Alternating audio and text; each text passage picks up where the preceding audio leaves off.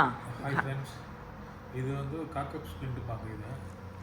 இது வந்து நான் நைட்டு தூங்குறப்போ என் கையில் வீக்னஸான கையில் கட்டிட்டு தூங்குவேன். இது எதுக்குன்னா வந்து கை டைட்னஸ் ஆகுறத வந்து கம்மி பண்ணுறது, ரெடியூஸ் பண்ணுறதுக்கு. நம்ம இது கெட்டாமல் படுத்தோம்னா கை டைட்னஸ் ஆகி மடங்கிடும், அப்புறம் இருக்கிறது ரொம்ப கஷ்டமாக போயிடும். இது ஆக்சுவலாக அந்த மற்ற ஸ்ட்ரோக் வந்தவங்களுக்கெல்லாம் வந்து அந்த வீக்கான பார்ட் வந்து ஈஸியாக கண்ட்ராக்சர் ஆயிரும். அதாவது நீங்களே பார்த்துருப்பீங்க, ஸ்டிஃபாக இருக்கும்ல, அந்த மாதிரி ஆகிடும். இவங்களுக்கு வந்து அந்த லெஃப்ட் ஹேண்ட் வந்து வீக்காக இருக்கிறதுனால அது வந்து நைட் ஃபுல்லாக நம்ம எந்த ஆக்டிவிட்டியுமே பண்ணாததுனால அது வந்து எதுவுமே பண்ணலைன்னா ஸ்டிஃப் ஆகிடும். அதுக்காக தான் இந்த ஸ்ப்ளிண்ட்டை கட்டுறோம். இந்த ஸ்ப்ளிண்ட்டு கட்டுறதே எனக்கு கொஞ்சம் டிஃபிகல்ட்டாக இருக்கும். ரொம்ப நேரம் இப்போ அந்த குளிராக வேறு இருக்கிறனால அவங்களுக்கு கொஞ்சம் டைட்டாக தான் இருக்கும். 1 இயர் ஆனதுனால கொஞ்சம் ரெக்கவரி வந்து ஸ்லோவாக தான் இருக்கும். கோல்டன் பீரியடெல்லாம் தாண்டிடுச்சு. ஸோ கொஞ்சம் எந்த சுச்சுவேஷனில் இருந்தாலும் ஃபஸ்ட்டு 6 மந்த் வந்து ரொம்ப இம்பார்ட்டண்ட்டு.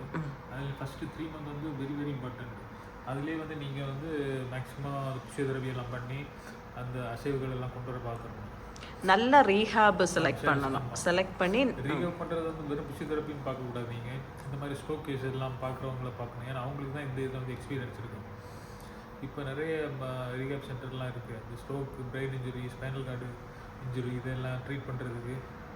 ஸோ அந்த மாதிரி நீங்கள் அதோட நல்லது பார்த்து நீங்கள் போனீங்கன்னா உங்களுக்கு அதுதான் கரெக்ட் சாய்ஸாக இருக்கும். ஆமாம், எக்ஸ்பீரியன்ஸ்டு இந்த ஃபிசியோதெரபிஸ்ட் இருப்பாங்களா, அவங்கக்கிட்ட தான் போகணும். அது மாதிரி எஸ்டாப்ளிஷ்டு ரீஹேப் சென்டர்ஸ் அங்கே போனீங்கன்னா தான் உங்களுக்கு வந்து நல்ல ரீஹேபிலிட்டேஷன் கிடைக்கும்.